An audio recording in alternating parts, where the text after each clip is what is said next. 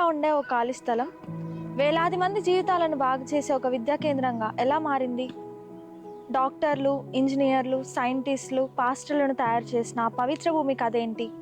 రండి, చరిత్ర పుటలను తిరిగేస్తూ మన మాదిరిపురం గ్రామంలోనికి వెళ్దాం.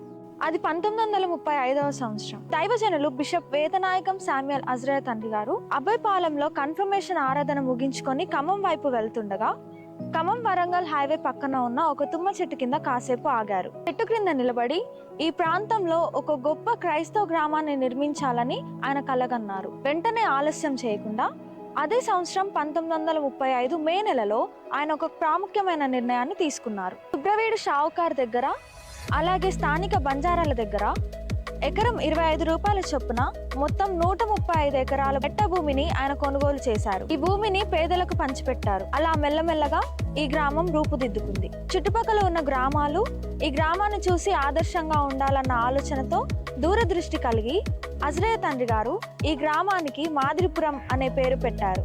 ఆ తరువాత ఐఎంఎస్ మిషనరీలైన రెవరెండ్ విక్టర్ ఇమ్మాన్యుయల్ రాజాయ్ గారు మరింత భూమిని కొనుగోలు చేసి ఈ గ్రామ సరిహద్దులను మరింత విశాలపరిచారు. 1956 నాటికి ఈ గ్రామంలో కేవలం 70 మంది క్రైస్తవులు మాత్రమే ఉండేవారు. కానీ వారి నమ్మకం, కష్టం చాలా గొప్పవి. ఇప్పుడు మనం చూస్తున్న ఈ పరిశుద్ధ పేతురు దేవాలయం మన పూర్వీకులు చెమటోడ్చి కష్టపడి నిర్మించుకున్న దేవాలయం. ఈ దేవాలయం కోసం వాడిన 20,000 ఇటుకలు గ్రామ ప్రజలే తమ సొంత చేతులతో తయారు చేశారు.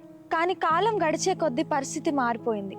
స్వార్థపరులు, అవినీతి పరుల వల్ల 1935లో బిషప్ అజ్రయ తండ్రి గారు నిర్మించుకున్న ఈ గ్రామం ఇప్పుడు శిథిలావస్థలోనికి చేరింది. నాడు వేలాది మంది జీవితాలలో వెలుగులు నింపి నేడు సరైన ఆదరణ లేక ఆక్రమణల మధ్య నిర్లక్ష్యానికి గురవుతున్న మన మాదిరిపురం యొక్క నాటి వైభవ చిహ్నాలను, ఈ పవిత్ర స్థలాలను ఒక్కొక్కటిగా చూద్దాం రండి.